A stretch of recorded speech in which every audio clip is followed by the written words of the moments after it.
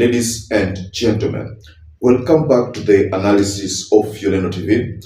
I hope you're well from wherever you're watching this channel.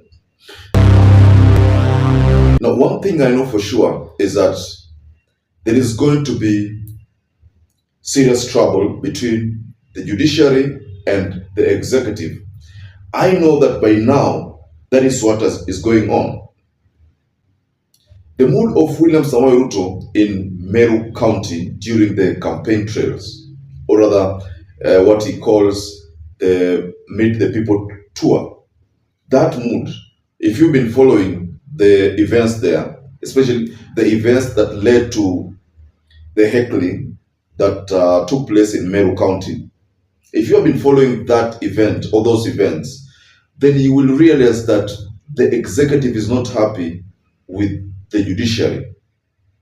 So I want us to delve deeper into certain feelings or sentiments that have come from the faction of William Samoei Ruto, especially from what Kimani ICHUNGWA said. But before you do that, allow me to encourage you to please support this channel by subscribing, liking, and sharing this video. That is the only support I request from you, ladies and gentlemen. And perhaps, and for those who supported us, I want to state here that I'm forever grateful for that support, because without it, this channel cannot grow.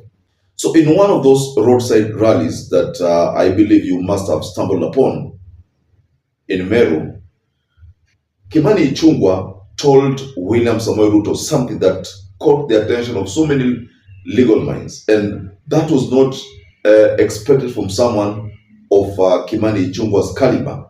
Kimani ICHUNGWA told William Samoei Ruto to defy court orders to proceed with the plan. Then them, that is Kimani ICHUNGWA and the team of Kenya Kwanza, would deal with the judiciary. That statement is not something that people can just overlook. Rais ameleta kazi kwa mradi wa housing, lakini iko problem kidogo. Mnajua iko wapi? Mnajua problem iko wapi? Problem iko huko Nairobi. Iko wajeuri. Iko majudges. Judge mwenye analipwa mshahara na hawa vijana wa majengo. Kwa hivyo rais, wewe endelea na kazi yako. Wale kwa judiciary wakikusumbua, tafadhali tuachie kama wabunge, tunyoroshane na wao. When you say, I will deal with the judiciary, or leave the judiciary to us, we will deal with them, what Kimani ICHUNGWA is trying to say here is that they are going to punish the judiciary. So I want us to explore some of the reasons or some of the ways that the parliament can decide to punish the judiciary. First, the judiciary depends on funds from the national government to run. And some of these budgets are approved in the parliament. So when Kimani ICHUNGWA says we will deal with the judiciary, Kimani ICHUNGWA is not trying to say that they will, like fire Martha Koome or fire the judges or fire anything. But they are saying, in other words, that they are going to derail some of those funds that are meant to aid in the day-to-day running of the judiciary. That is one of the weapons that we find the Kimani-led team is going to use. One of the reasons why Kimani ICHUNGWA made that statement is what you already know, the issue of housing levy, when it was termed totally illegal. Mind you, last year, somewhere there in December or before December, the courts had pronounced it illegal, but then the government rushed to the courts to allow it to continue collecting funds, and then it was allowed to collect funds, and then it was given some time to correct on the law that they had brought that would to work on that law, the housing project law. And mind you, this issue of housing project has been termed one of the biggest scam that Kenyans will be faced with. So the courts gave breaks to this policy of William Samoei Ruto, the housing levy policy.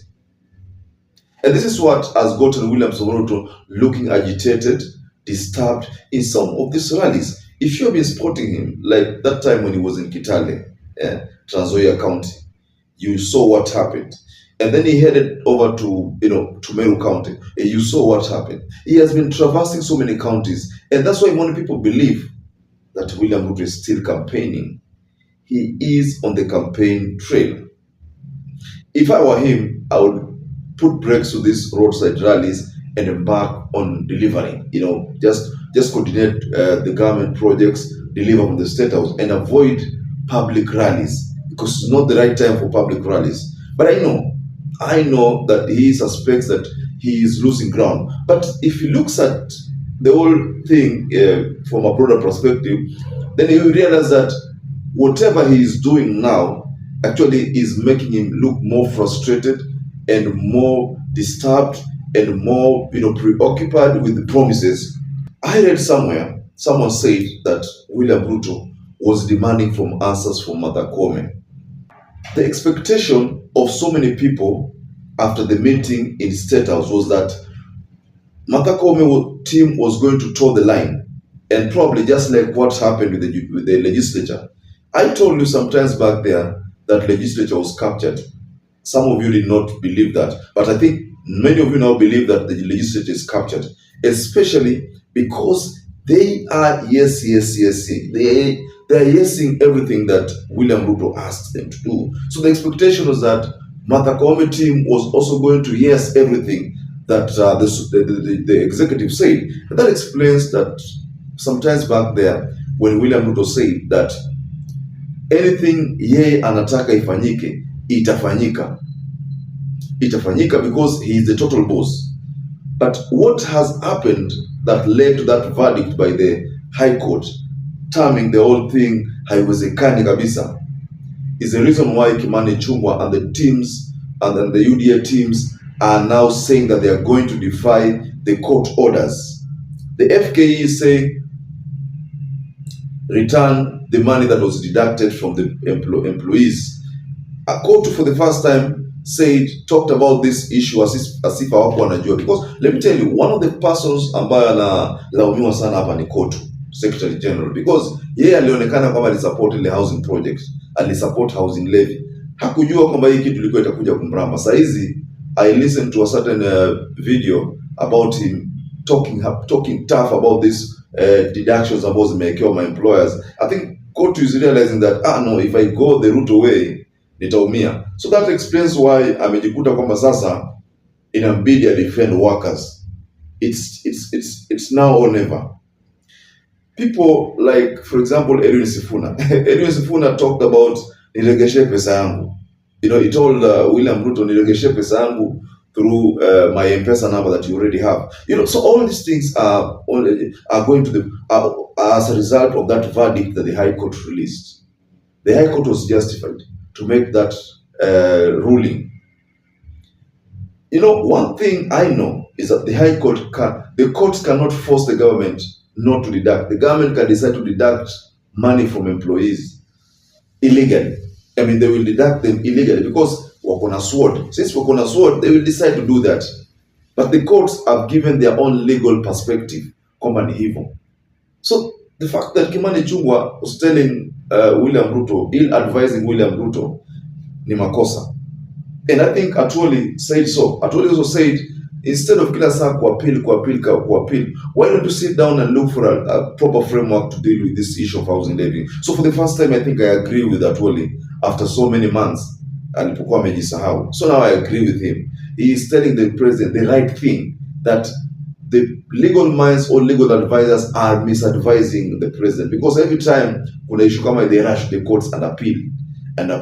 So every time they do that, they throw confusion in the UDA government. The UDA government should just focus on coming up with a good framework that will deal with the housing project. That is what Atwoli was telling William Ruto, and I agree with him. I mean, that's a good advice for it, by the way.